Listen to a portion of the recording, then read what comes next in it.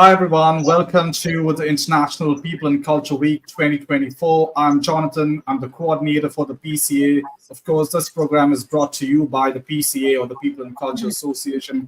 Thank you for joining us live from wherever you are, either on LinkedIn or YouTube.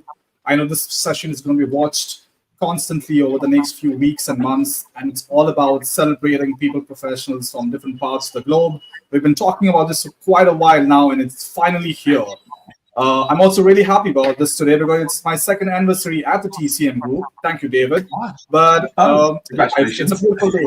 It's a beautiful day to get started on this. For those of you who don't know the PCA yet, it's a membership think tank featuring people professionals from different parts of the globe who are transforming their workplaces as we speak. And the IPCW, or the International People and Culture Week, was all about celebrating these professionals who are transforming workplace cultures, championing for better working. You'll see a lot of information about how you can join us as a member. You'll see kickers at the bottom of the screen all through this session, which will give you some more information about how you can become a member at the PCA. So the International People and Culture Week, we have live sessions happening today, tomorrow, and day after. And then, of course, the International People and Culture Awards, which will be broadcast live on the 7th of May. That's a Tuesday, exactly the same time. That's 1 p.m. British Summer Time. So, of course, you can get involved as a viewer with the International People and Culture Week. You can, of course, take the People and Culture Practitioners Questionnaire, which is a very simple 10-point questionnaire that we've sent out to people professionals, and they've come back with some fantastic responses. We have started to highlight some of these on LinkedIn, and we'll continue doing that over the next few months. So please do write to us at info@peopleprofessionals.org, and I'll be able to send you some more information regarding this brilliant questionnaire. If you're not following us on LinkedIn yet, please do that because you'll receive some live updates about events taking place at PCA almost every weekend now. So do that, keep in touch with us. But today is all about PR for HR. We've got some fantastic guests joining us from Malta, from Germany. I myself am right now in Delhi, in India. And of course, Sean and David are joining us from the UK. So it's truly a global panel. I'm going to go straight up to say hi to Sean Harrington, who's, of course, a digital influencer for 2023, co-founder and editorial director of The People Space. She's, of course, been an award-winning editor and journalist and a huge advocate for the future of work. Of course, she also owns Sean Harrington Media Consulting and PR. Sean, thank you so much for joining us today. Thank you for inviting me. Thank you. I also want to say hi to Nini, who's joining us, of course. She's usually based in Indonesia, but today joining us from Germany. She's the founder of the Work Happiness Project, of course, a huge advocate of fractional people, culture, and well-being, and of course, remote first. She's a team connector and a retreat facilitator, and of course, a co-founder for iConnect. Thank you so much for joining us, Nini. Thank you for inviting me. Thank you. Also, big hello to Kirsty, who is, of course, a LinkedIn top business strategy voice, the founder and chief spotlight shiner at Evolving HR Directory, and of course, the strategy queen for HR professionals. Thank you so much for joining us, Kirsty. Thanks, Jonathan. Happy to be here. And moderating today's session, of course, is David Little, who is the president of the PCA and the CEO and founder of the TCM Group, an award-winning writer and author of Transformational Culture and Managing Conflict, and of course, the founder of the Resolution Framework, which is now gone live as open access to organizations all across the world. David, Sean, Nini, Kirsty, I'm going to stop now. I'm going to pop in the background, but the virtual recording stage is now all yours. Jonathan, thank you so much. Sean, Kirsty, Nini, thank you so much for being part of the conversation. I cannot believe International People and Culture Week has finally arrived, and it's great to start the conversation focusing on, I think, such an important topic for the HR profession as it transforms, emerges into this wonderful people and culture function, how we can underpin that by a focus on storytelling and branding and PR. So this feels to me to be such an important conversation to have as we begin to think about the emergence of a people and culture function. And I've said for a great many years, and I think there's a real focus and recognition that HR stands at an inflection point. This feels like a very pivotal moment for those of us who work, and so many doing so much amazing work within the HR and the people function. As we see HR moving away from those transactional and bureaucratic and sometimes very process-led approaches, we're starting to see a focus of HR becoming, in my view, I can't wait to hear your thoughts, probably the most strategically important function in our organisations. The risk being, however, is HR becoming very sort of focused on the status quo, not relinquishing its grip on policies and processes and procedures. And the risk, I think, is it sort of moving into obscurity and irrelevance. And we see this mistrust and suspicion forming. So really excited to discuss with you today about how HR can tell its story and how it can communicate its brand values and how it can create strong messages and communication channels to its marketplace, to its people, to the wonderful array of people that they're working with. So the many questions we'll cover today is, what does HR need to do to be able to make that shift, to tell the story, to communicate its benefits to a wide array of stakeholders? How can it build that trust and that level of engagement in the function as well? And what does HR learn? What can it learn from the PR and communications and storytelling disciplines? What can we learn and derive from the wonderful work that you've been doing to help create and shape and craft stories and narratives that changes hearts and minds and engages people, overcoming some of those negative perceptions and establishing, as I said, the role of the people and culture function as singly the most important strategic function in our firm. So much to talk about, so much to learn. I am so excited. I'm such a big fan of storytelling and using stories to help change people's mindsets, to build those hearts and minds. So perhaps we could start with storytelling, if that's okay. And I'd be really curious to know, thinking about the role of the HR function and transforming into a people and culture function, what tips do you think we can share with HR, and what's the value of storytelling, and how can HR make best use of storytelling? Sian, can I perhaps start with you and share some of your thoughts and insights there? Yes, thank you very much, David. Well, I think the first thing I would do is just get out and do it. That's the first thing I'd say, because I do think that HR can, as what has been a very internal focused function for most of its life, it doesn't always just pop its head above the parapet. And so I think in today's world, you just have to get out and try and learn and build that courage to do it. So that's one thing I would say. I love that. In terms of thinking about stories, I guess there's a few different ways you can do that. I just think about what you hear in your business and what you do every day. So you might hear something an employee's done that's really great. Well, then the employees, the champion, get onto LinkedIn and just do a post around that and start talking about it. You might have, just got buy-in for an initiative that you've been trying to do for ages. I mean, so many people would love to hear the story about that. So I think it's getting out, sharing in a very authentic way.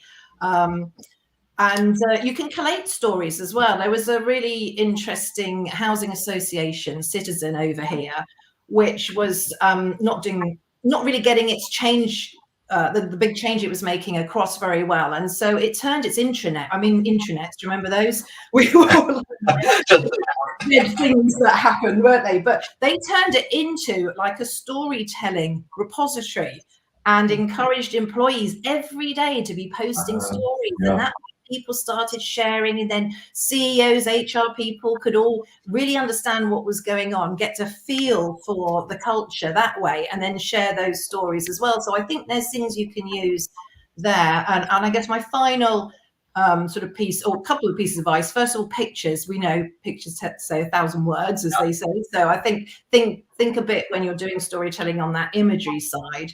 And something I think we may get into a bit later in some more detail is actually about data and putting, for HR to be taken seriously, and particularly with board level, get its story across, it needs to be able to gather the right data and then visually present that and be able to talk about it in that sort of storytelling way, rather than here's a PowerPoint, here's an Excel, here's a, so I think data is a really key element of the storytelling side. So that's just a few kickoff thoughts from me.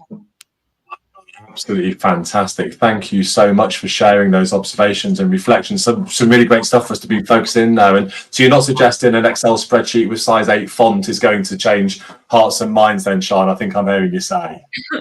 No, I think it's important to balance that data bit and visually doing that data, which is perhaps very strong when you're talking it to the board level and those seniors, with that really authentic human side, particularly when you're speaking to the employees. So thinking of the different stakeholders, which I'm sure we'll come on to.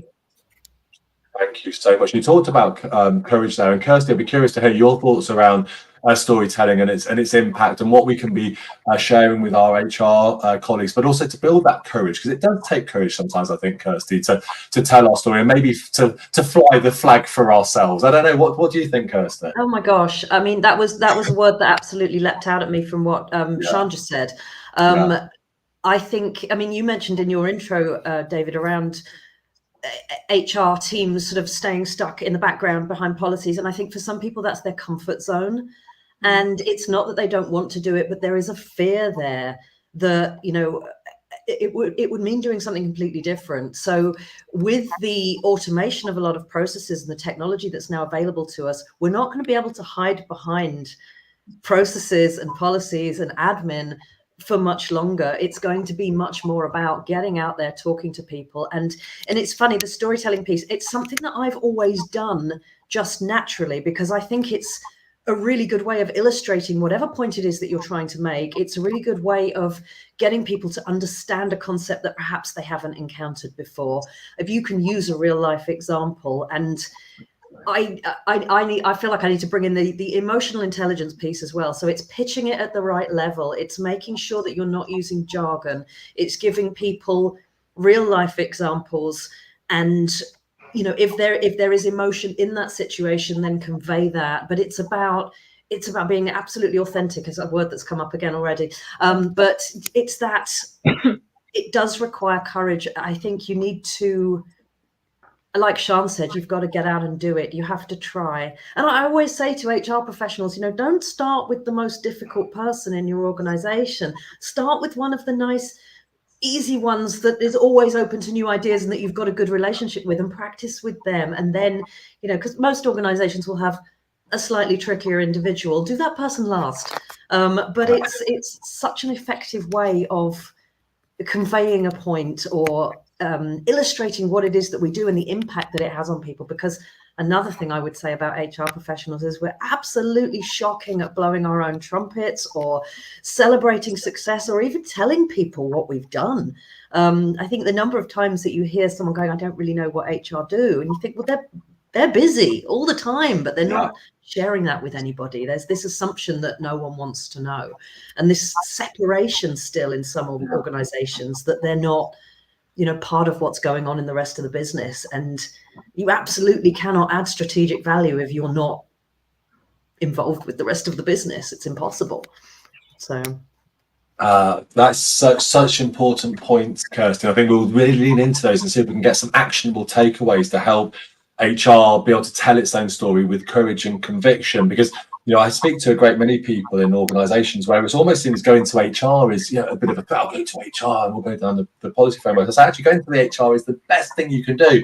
We're going to generate this amazing amount of support for yourself. So how do we close that gap between the perception that we have of HR is perhaps going to be a challenging situation, to shifting the dial to actually going to HR is the best thing we can possibly do, because they will mobilize and galvanize support to help us flourish and thrive, and all that wonderful language, Kirsty. So we'll come back to get some actions to help close that gap with courage, authenticity and conviction, and creating happier workplaces, Nini, for all of us. And that's very much, I see that being a key outcome. And Nini, I'd love to hear your thoughts around storytelling and the role that it can play in helping HR, and also how we can help us to create that happier environment where we can be the best of ourselves. Yeah.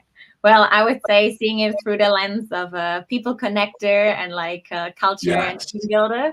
I see the aspect of storytelling really through the connection it creates, because if you make it human-centered, people-centered, that's how people relate. And what you said earlier is like storytelling is some sort of courage. So it really forces us in a way to be vulnerable, to like dig deeper, to share parts of ourselves that we normally don't really expose in like a work context. So when you go to a meeting, or like when you have a Zoom meeting, we talk about work. We don't talk about private stuff. We don't talk about, like where we come from, our goals and dreams, whatever. But through storytelling, you actually get a glimpse of like, who's that person in their core? Like you switch from that 2D human doing, who is like the marketing person, the salesperson, whatever, to actually being a 3-dimensional human being. Like you have ambitions, you have like values, you have something that ignites your fire from the inside, you have vulnerabilities, insecurities, and all of that really comes through storytelling. And in the end, people connect with people, and people don't connect with like numbers or data. Or I mean, you see that on LinkedIn, when a company shares a post, then it's all about company achievements and, I don't know, a picture from some exhibition, and then like putting out how much revenue they created. They don't get any likes. Like, truth be told, people don't connect to numbers or like anything external, but people connect with real people, real stories. And I do think in a time of, I mean, pretty biased because I'm in this whole remote first community, but I do feel like as an employer, you have to make yourself more attractive in order to really attract and retain top talent. So you have to order this like little bit extra, which comes through a connection. You have to create something that really resonates with the employees to stay with the company. And I feel like if you invest in seeing them as like a holistic human being with like ambitions, goals, and dreams through storytelling, then you actually have a huge competitive advantage to connect them to the mission, to the values, and also give them a stage. What Sean said earlier, like give them a stage to, tell their story and like make them shine and let them be the star of the show. And letting them be seen and heard in the overall company context. I think that's super important. I love that. So it's about human resources being human beings, and it's about telling our human story and connecting with people as human beings, and recognizing that that's the human connection. That's what brings us together, and that comes through the dialogue, the engagement, the listening, the connections that brings us together, and about having that human engagement. And I think there's a really powerful messages there. So we talked about use of data, that lovely story about the intranet site. I guess there's SharePoints and other variations there, Sean, of how we can help to tell stories at scale and just keep communicating those. And I love the idea of those showing up on LinkedIn and really generating a lot of interest in the organization, because it connects us together, and that authenticity, that connection, that coming together and bringing us together around that story, changing hearts and minds and helping us to understand one another. And I guess that's one of the challenges for HR is people don't always understand, I think, what human resources is about, or the people and culture functions about. And the next question really is about recognizing that HR works within a system of multiple stakeholders. There's so many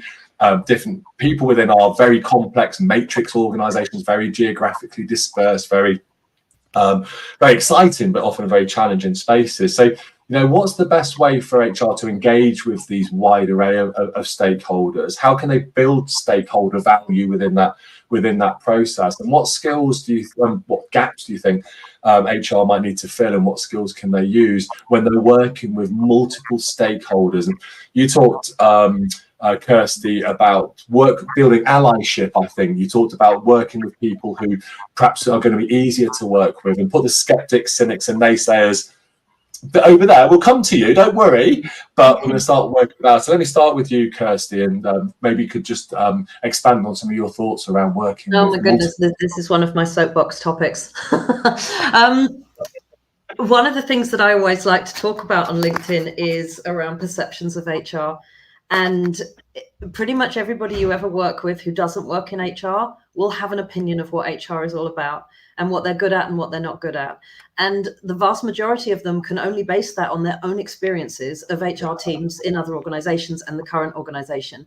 And you walk into your new HR job and you don't know what their experiences have been in the past. So, first point, there is not a one size fits all to engaging stakeholders, because the first thing I always suggest to everybody is find out what you're up against.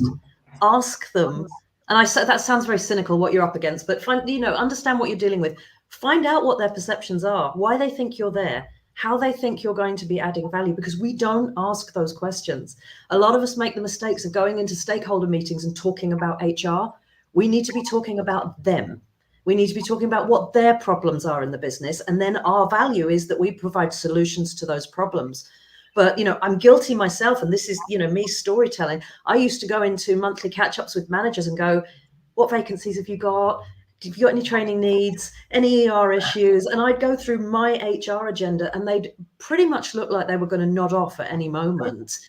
When you flip that round and go into those meetings and say, hi, how's everything going right now? What's going on in your team? Completely different conversation. And that is my number one tip for engaging anybody in the business is stop talking about HR, talk about them. And so you must get a much richer conversation with people on that basis, because you're just asking them, what is keeping you awake at night? How are you doing compared with your targets right now? What is going well? All of those sorts of things. But the people issues, the takeaways for you as an HR professional, they're going to drop out of that conversation naturally, because you can't run an organization without people. So all of the issues that they're ever going to have are going to be people related, pretty much, unless it's like a weather situation. It's going to have a people bent to it. So you're going to come away with things to do, but you're not talking about HR. So I guess that's like, my number one thing. What I think is so a good story starts with a good question, and the good question is about helping others to tell the story. So it seems that in the world that you're describing there around the HR function and the people function, is their ability to generate narrative and stories, helping others to tell their story first by eliciting that through curiosity, the questions and the connection. Really powerful. So a good story starts with a great question. That's wow. Okay. Taking that away. Nini, over to you. Any thoughts on this around stakeholders and bringing people together as part of this story? Yeah, definitely.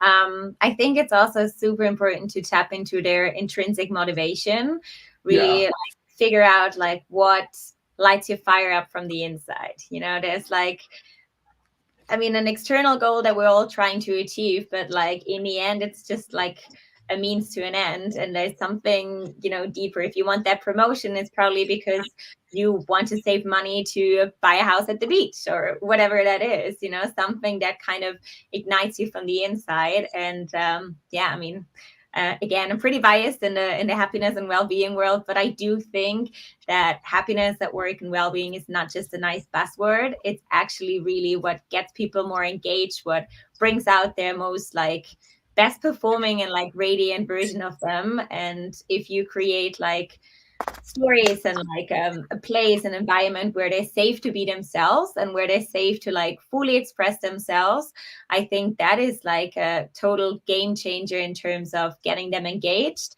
and also getting them tied to the core and the mission of the company. So I would suggest a proactive outreach, really encourage them to seek feedback and dig deeper into their intrinsic motivation, and then make it collaborative as well, build alliances, get them together, because otherwise it'd be basically a canvas or a painting where everyone just paints their own department. But I think the painting gets more beautiful if everyone has it's sharing the same canvas and painting the picture together, because everyone brings their unique superpower to making the whole company and culture work. So we need finance, we need marketing, we need HR, we need internal comms, all of that. And in the end, they bring their superpowers together to form a thriving organizational culture and business. So yeah, I think it's important to see it as a holistic kind of wheel with different departments and not just look at them individually and like competing or, you know, think in boxes, like open the boxes and bring our superpower to the surface so we can create the best possible outcome. So what's your superpower? What's your intrinsic motivation? What's your need? So again, it's talking about questioning, and I'm really kind of hearing a theme here about good storytelling is about strong engagement, building connection, and connection sort of head, heart, gut, purpose, me with the organization, and that creates an unbreakable bond. And where our HR and people professionals are creating that unbreakable bond, they are creating this and unleashing this power. And the power you've described there of happiness. And I think it feels, listening to you speak, you know, that needs to be the #1 priority in all of our leaders' inboxes right now, because if we can do that, that's helping to create high-performing, productive workplaces. And when the people and culture function is unleashing this, then they're creating these powerful environments for us to be the best of ourselves. I actually have like a beautiful example. I just come from the Running Remote conference in Portugal last week, and there was a lot about like, you know, building cultures and like employee engagement and motivation. And then Ilma Tiki from Mailer's Light explained that they have a joy budget. So instead of seeing it as like learning and development budget, they have a joy budget where all of their employees have, I don't know if it's like a certain amount, or you just need to tell a good story why that brings you joy and how that joy can actually help you become your best self at work. So they can literally spend it on whatever the heck they want, as long as it brings them joy and makes them happy, and tell a good story about it. So you do have to come up with some sort of storytelling. You cannot just request money for something. Like, you need to give them a legitimate reason that is tied to like your intrinsic motivation, and then also provide picture proof once you've done it, to show that, you know, you were really happy while you were doing this, or like tell a story about like how it actually make you happier and feel more fulfilled. And I think that's a beautiful way to blend in like storytelling with employee motivation, with boosting company culture, especially in a remote context, to also learn more about each other, learn what like drives your colleagues when they're not talking about work. So yeah, I think that's one of my favorite examples of storytelling meets engagement. It's fascinating and so interesting. I did the joy budget and building in happiness. I guess when we do that at scale, and actually if each level of happiness is driving performance and we do that at scale, wow, then we can unleash this incredible, these superpowers. Nina, thank you so much. And Sean, thoughts and reflections on stakeholders, but we're also digging into some other aspects there about how do we measure this and what are we looking for. Sean, over to you. Yeah, I mean, I think this is an area where we can learn a bit from marketing. So thinking about our stakeholders as a whole, I would suggest one thing HR should do is actually think about that map of stakeholders. So I think quite a lot of what we're talking about here is like the different functions and the employees and whatever. But now HR is increasingly the people agendas on the agenda for investors, for example. We're seeing an increase, look at that, the ESG agenda. We've always got the board itself, if you're in a big company, or the founders. Then you've got your employees, the external community. There's all these different stakeholders.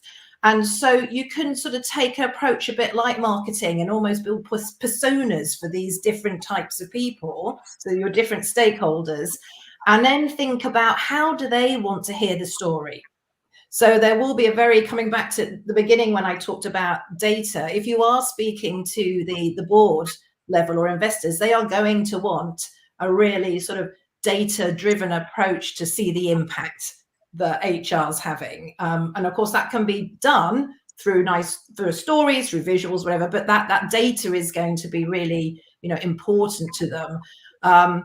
Whereas, you know, with employees in particular, but everyone, to be honest, picking up, I think Kirsty who mentioned having, getting rid of the jargon. You know, we tend to talk all the time about headcount reductions and talent, and, you know, employees don't see themselves as a talent. They see themselves as people who are working in this business. You know, they want to know it's a job loss. They don't want to know, you know, and up at the higher levels in the leadership teams, they want to know the business. They want to have the words that in a financial, in a business way. So I think it's really important to have a sort of clear, consistent approach, but to tailor, find out first, what is it that stakeholder needs to hear, how they like to be reached.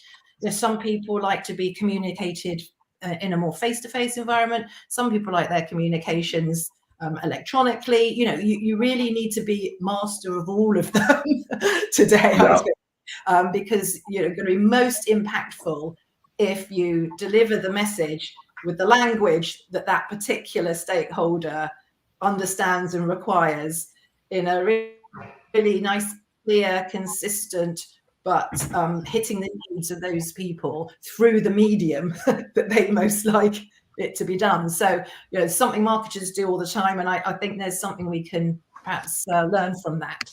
And I think if it's okay to interrupt, I think in addition to the medium that they like, it's also the style of communication that they best understand. So I worked for a very long time in my HR career. I worked with commodities traders. So those guys are sitting in front of a wall of monitors with numbers on. I have no clue what was going on their screens, but just a wall of numbers. If you need to tell them about something that isn't to do with trading, and you send them an email that is just a wall of words, they are not going to read it. They need numbers. You really want to, I used to say to my team, you get 4 bullet points and you put the rest in a PDF, but you've got to get the key message of 4 bullet points, they'll read it. And then if they want more information, they can go into the attachment, or give them a graph with some numbers in it. So when you're dealing with the FD will quite often want to see what the numbers mean. And so, but I think naturally in HR, I don't know, we tend to be quite wordy. I'm certainly a very wordy person, and that you can miscommunicate to people. You can completely fail to get a message across because you're not understanding the way that they best understand that sort of communication. So sorry, just needed to jump in there. A corollary to that as well is checking in that it's worked. And what I really find exciting when we're working with teams who are developing and adapting and adopting some of these principles is they're checking in, did it land well, and how could we learn and adapt, and constantly getting feedback. So there's a constant learning and a dialogue through those processes, and the more that we can learn and listen and engage, I think, to help us adapt our messaging, then there's a real sense of trusted partnership, I think. So you're listening to the inaugural event for International People and Culture Week 2024. We're having a fantastic conversation today around HR and how they can learn from the disciplines of PR, and we're learning about marketing and talking about branding. If you have any questions for us, please do let us know. Feel free to share those in the comments section of the portal that you've got in front of you. Erica, thank you very much. A good friend of the People and Culture Association. Erica, great to hear from you. I completely agree, Erica. Every organisation should have a joy budget, so I will be getting to that first thing after this call today, because it's so important, because that happiness and that joy and joyfulness and flourishing and thriving is about creating those really high-performing organisations. Nini, over to you. Yeah. I'd love to add something to this. So please. One of the workshops I'm doing, it's actually my best-selling one, is a bucket list workshop, which is based on a 12-step acronym. So you have 12 letters that make up for my bucket list, and then each letter stands for one category. So T would be taking lessons, or K is like kind acts for others. So they kind of make up for like a holistic wheel of life.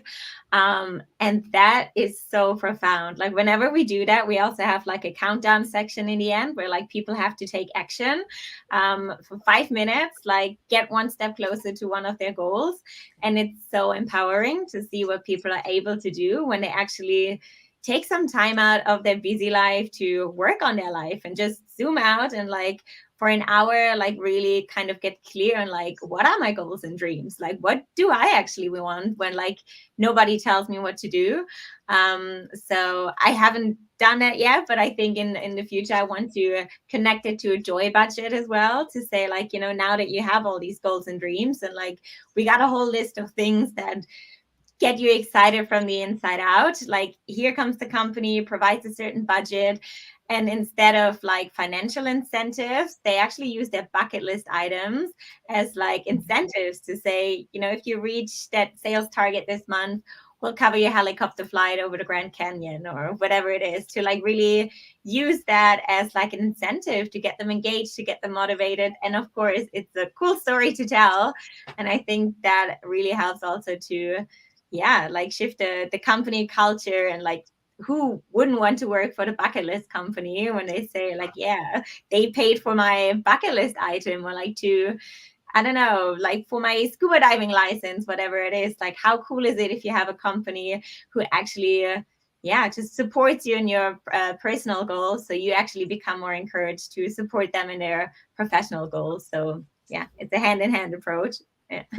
Aspirations that become part of that narrative, and our shared aspirations, and valuing and rewarding our aspirations and our goals and objectives becomes part of it. And I guess that what I'm taking thematically so far, there's so much, is so rich, thank you, is we need to go to people, not expect them to come to us. And what I'm hearing is a real mobilization of going and asking the questions, being curious, connected, asking people about their aspirations and working with. And I think one of the fears I have of traditional HR is we wait for people to come, they knock on the door, and it's often very late in the day, and problems have become sort of embedded, and there's polemic and belligerence, and people are frustrated, and they knock on the door. And I think for so many in HR, it's like, if we had this conversation 6 months ago, we might have been in a better place. And I think what I'm hearing is a really exciting mobilization to be out there and asking those questions and communicating with those. And it takes me to my next point, really, around communications and developing a sort of a people communication strategy, a marketing plan. I think using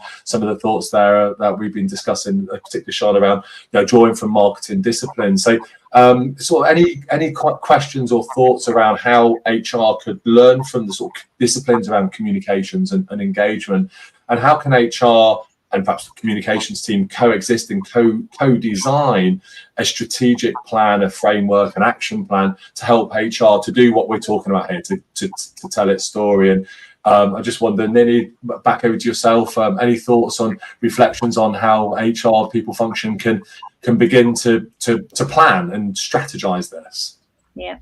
Yeah, first of all, I would say clear channels, like make sure it's like very transparent and clear communication that is in alignment with the company's mission and values, and it's accessible and aligned with the objectives of the organization. I think that is super important in our professional life, but also in our personal life. Like, communication is everything. I think you can avoid any misunderstanding and being out of alignment if you just communicate clearly.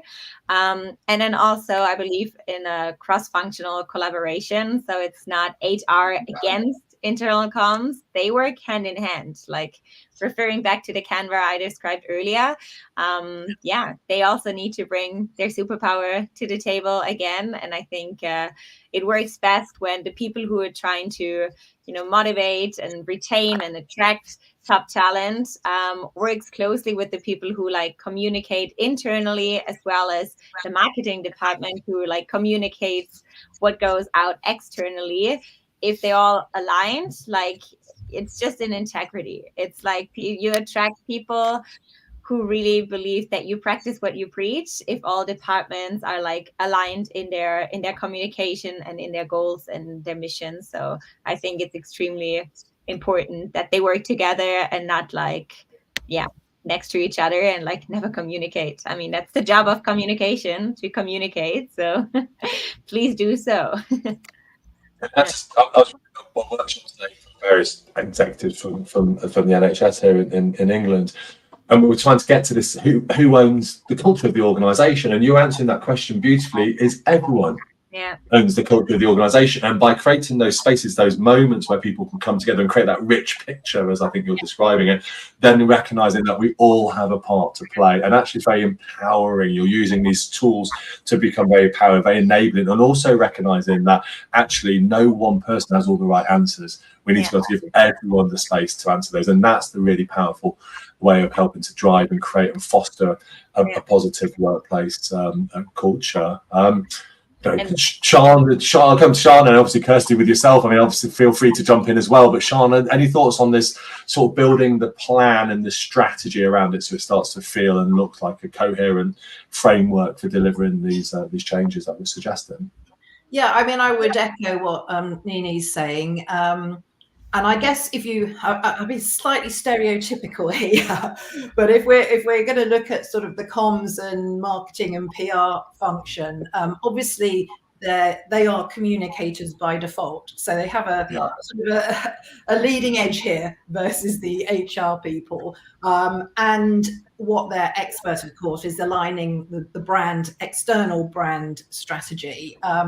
So I think with HR, of course, they understand the employee better. So the best thing is to bring the two together, because then you can align both, as Nini was saying. And as you said, David, internal comms is absolutely crucial to fostering a strong, positive company culture. So I think what we need to do, I believe very much that internally, you should be speaking the same language as you're speaking externally, because that's the best way to get HR really to understand the customer as well, and to really draw that line of sight from the customer there right back in. And of course, your employees are speaking to customers more than anybody. So, get them involved and try and use them to help create the sort of, the wording around things to help to develop the communications messages, I think, because then we can have that real alignment. And I don't think there's a definitive answer here, because some people will have internal comms departments, some organizations be smaller, or some organizations internal comms sits under HR, sometimes it's in marketing, but we tend to be very siloed in businesses, and despite everything to make us more collaborative, still a lot of businesses are siloed. So this is a perfect area for that cross-functional approach that we've been talking about, I think, and you'll really have a strong culture at the end of it by bringing these two marketing and HR teams together around the communication. It's absolutely true. I mean, sorry, David, go on. I was going to say, but you can almost feel it unlocking the creativity, can't you, in that engagement? But no, Kirsty, this is please go ahead. I mean, like Sean says, there's a big culture piece to it. Also, values, branding. A lot of organizations that I've worked for don't proactively think about their branding other than to customers. They don't think about their employer branding. And I think there has been a move towards it in the last few years, but I haven't necessarily seen that extend much beyond recruitment and getting people across the threshold. So employer branding is considered very important in terms of attracting candidates and, the messaging that goes out in your job descriptions and in the interview process and all of that. And then once they're across the threshold, it's like, oh no, we don't do anything consistently now. And like Sean and Nini both said about the collaboration, that siloed approach is so damaging. I mean, I've seen communications and HR teams like at odds with each other and refusing to cooperate with each other. And you think at the end of the day, we're all trying to achieve the same thing here for the organization, but there has to be kind of an agreement and a consistency of approach in terms of what is the voice that we want to give to this company externally and internally. And we think about it, if we're an organization that does a lot of LinkedIn content, there'll be a voice to that, but we don't necessarily think about it for internal messaging that goes around. I think it's really, really important. There's a lot of work that needs to be done on that. I'd love to hear from people whose companies are absolutely nailing that from an internal comms perspective, but yeah, I think that I've seen more gaps than successes, unfortunately.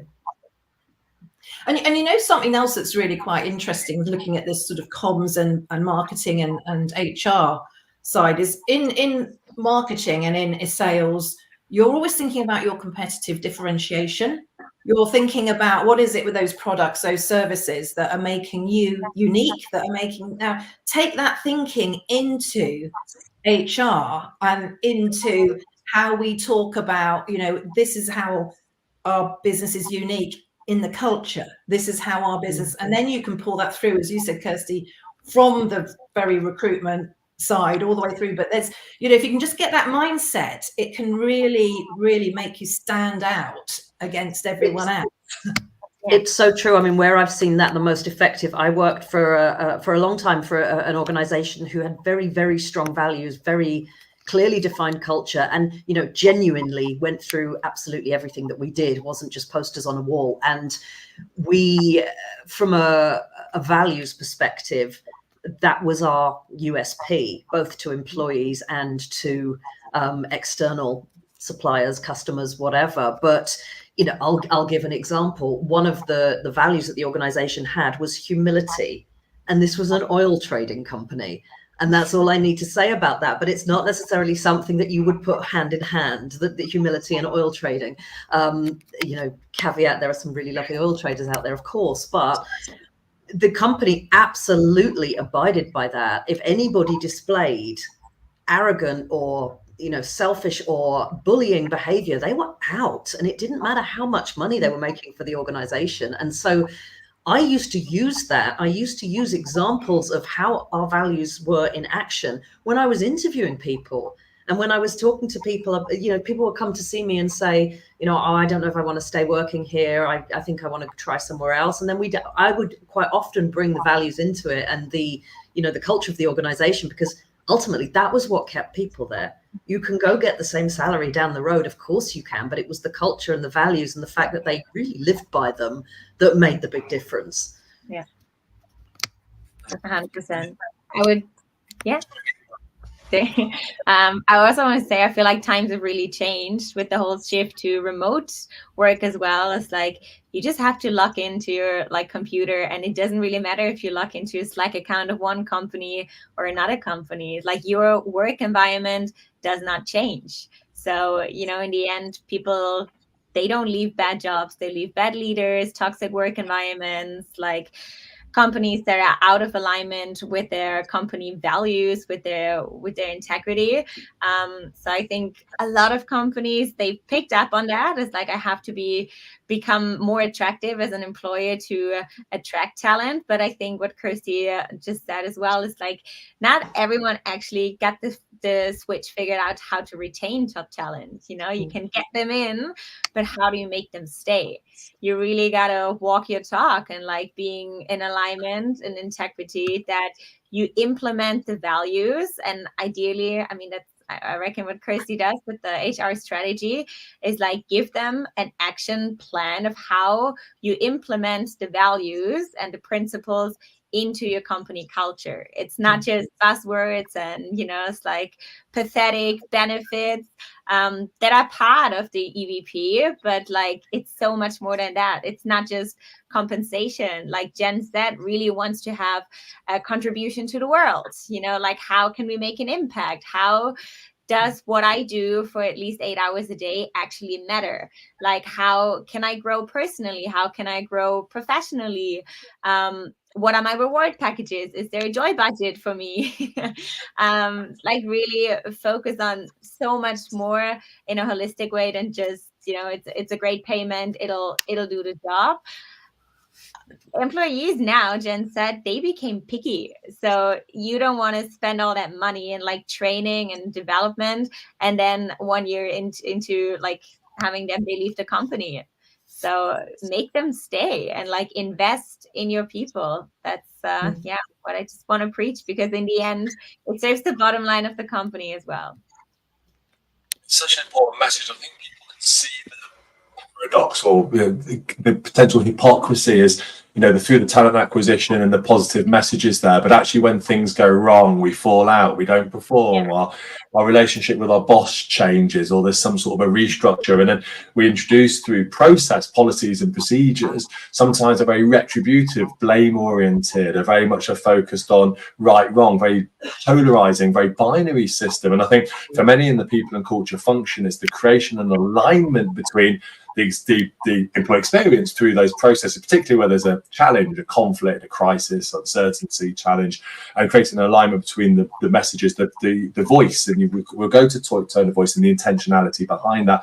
But I think in some respects, to build those brand values, the HR function needs to stop doing some things and start doing other things and perhaps continue doing things. So just using the stop, start, continue thinking and thinking about employer branding, because you introduced that a moment ago, Kirsty, as we see HR transforming into this people and culture, it's really exciting people and culture function, and thinking about employer branding, I just wondered if there's any advice you might give to people listening to today's event or listening to us on record, anything that you think we should stop doing or start doing or continue doing, but maybe celebrate it a little bit more. But Kirsty, I'm going to start with you. You introduced employer branding now, and I was really keen to come back to that.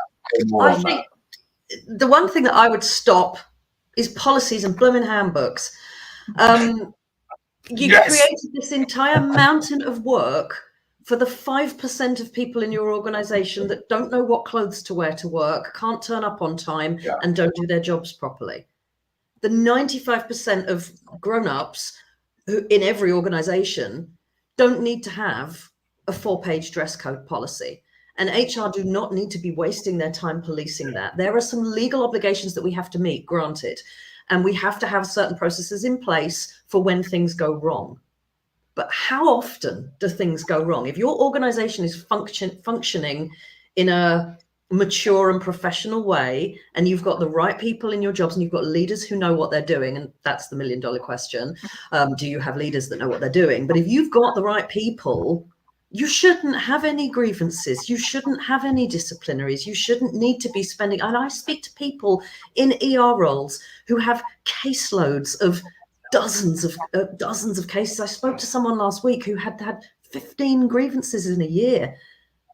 What a waste of HR time.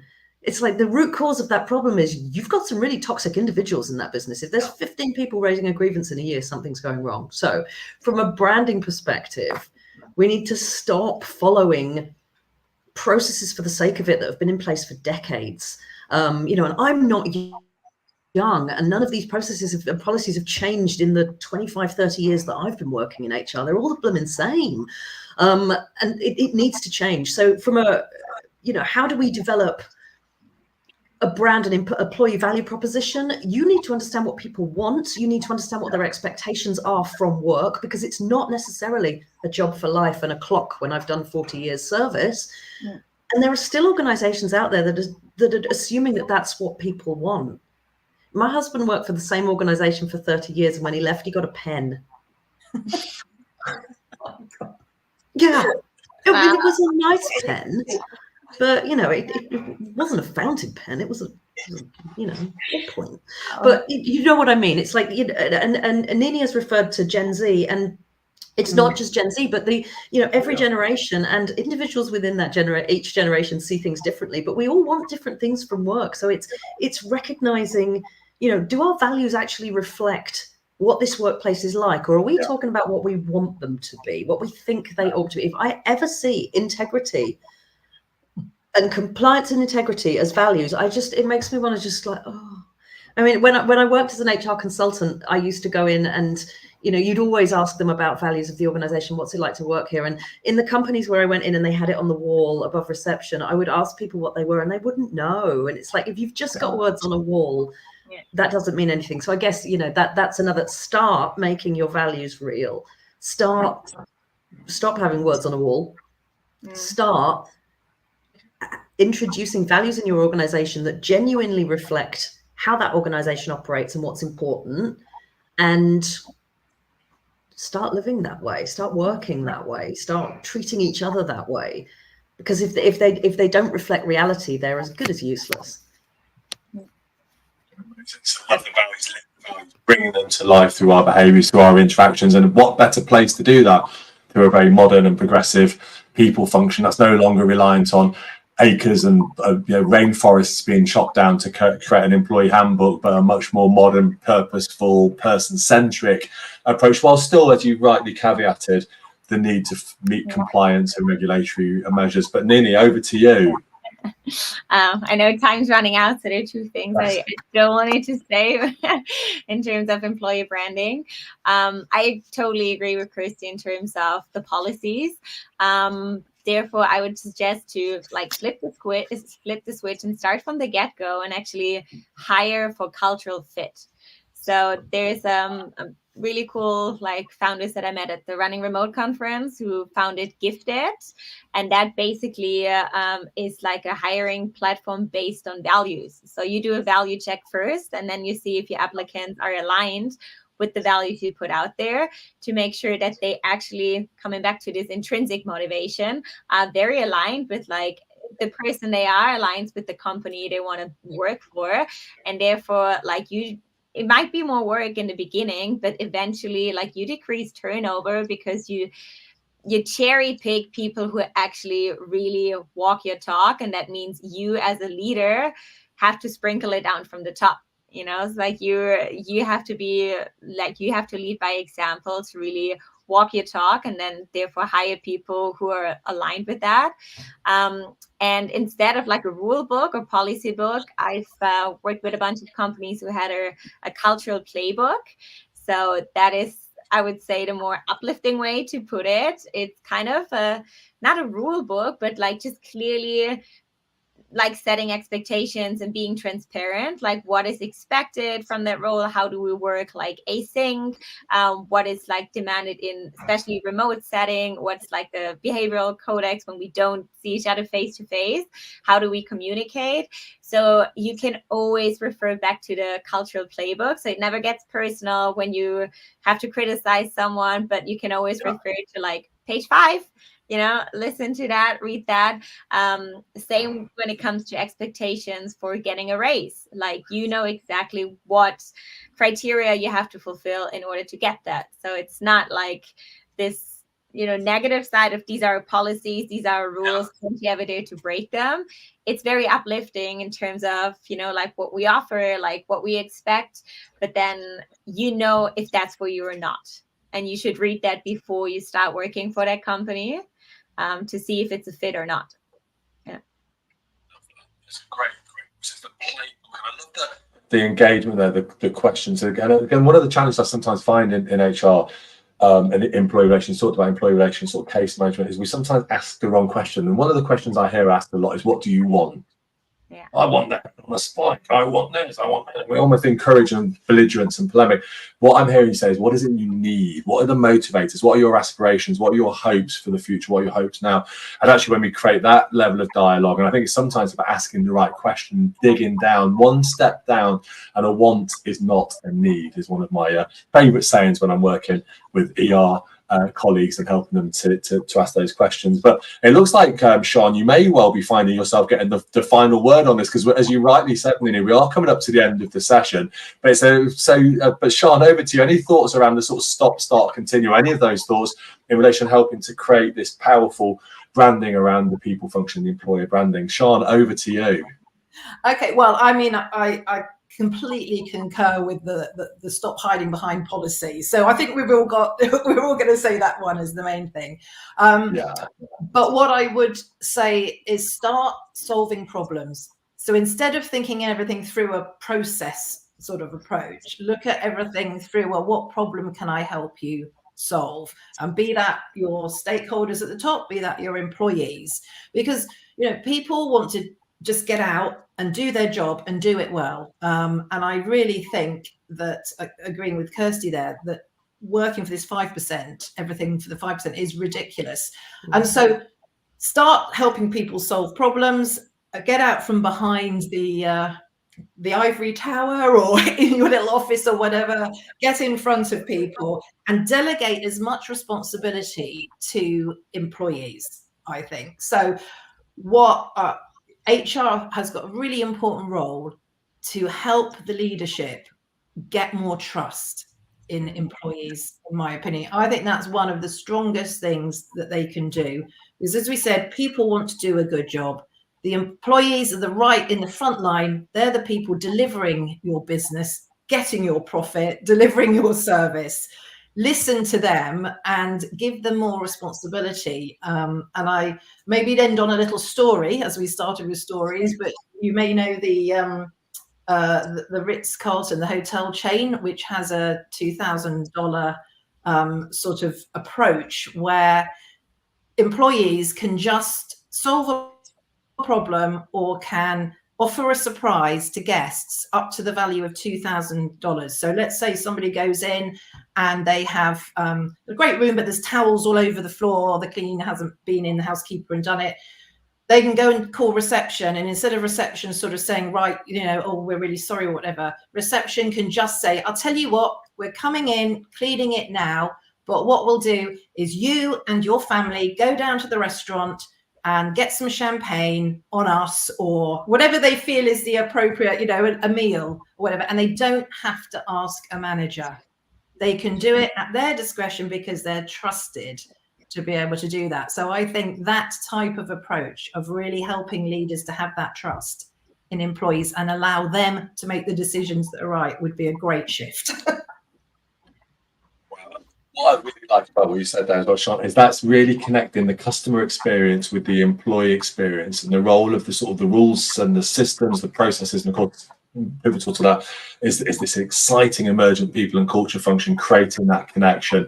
And that speaks to me of powerful, successful organizations attracting and retaining the top talent, which we've talked so much about, building this high trust. I've put the word trust there. Trust, it's such a powerful outcome from this, building high trust environments, high growth mindsets, creativity and innovation. And this has been such an exciting conversation. You've shared so much from your own experience and your own expertise, and I can see lots of conversations and lots of questions coming through from LinkedIn. No doubt there'll be more, so please do carry on the conversation on LinkedIn. This is the first event in the series of events being run as International People and Culture Week, but I'd like to say a massive, huge thank you, Sean Harrington, Nini Frintz and Kirsty Baggs-Morgan, for being here for our first one. So thank you very much for that.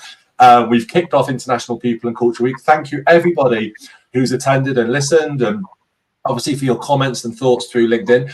Please do carry on the conversation, because helping HR to tell its story, to promote itself, to build trust in the function, to move away from the policies and processes of the past and move into a more person-centric, more values-based, more purposeful approach, to me, positions HR, the people function, as strategically the most important function in the organization. No longer is HR seeking a seat at the table.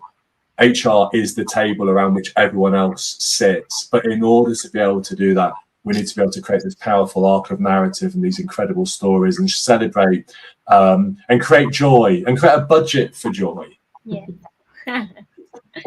In our organizations, and create a playbook for change. There was so much. I'd like to be able to summarize. My instincts are trying to summarize it, but we're running out of time. So I'm probably going to have to hand back to Jonathan. But I hope that you've enjoyed it as panelists today, and I hope you've enjoyed the conversation. I could have kept going for ages. I've loved it. Jonathan, back to you in Delhi. Thank you, as always, Jonathan, for making this happen. You do a wonderful, wonderful job, Jonathan. So we're all very grateful. Jonathan, back to you. Thanks, David. Thank you so much, Sean, Nini, Kirsty, and of course, David. What a fantastic conversation. I was trying to summarize everything, but I can't. There were so many good tidbits coming out of it, and it's just fantastic to kick off the International People and Culture Week this way. What a fantastic conversation. For those of you who are going to join us live tomorrow, it's a very simple question. Is the future of HR, people, and culture? Seems like quite a rhetorical question, but let's see what we have tomorrow. We've got a fantastic panel lined up tomorrow as well. But once again, for those of you who join us from different parts of the world, around 165 of you live today, but I know that number will increase over the weekend. Thank you so much, and we'll see you tomorrow once again at 1 p.m. British Summer Time. Please do follow #IPCW'24. Stay up to date with conversations. Be part of the conversation. Share your thoughts and insights. So please do follow us. We want to build momentum around this. It's the first time we've run it. So please do. And tell your friends and colleagues and anyone else who's interested about the future of HR. Please do share this with them. But for now, thank you so much for what I've loved this. I thought it was a brilliant start. Thanks for the conversation, and see you all very soon. Thanks, Sean. Thanks.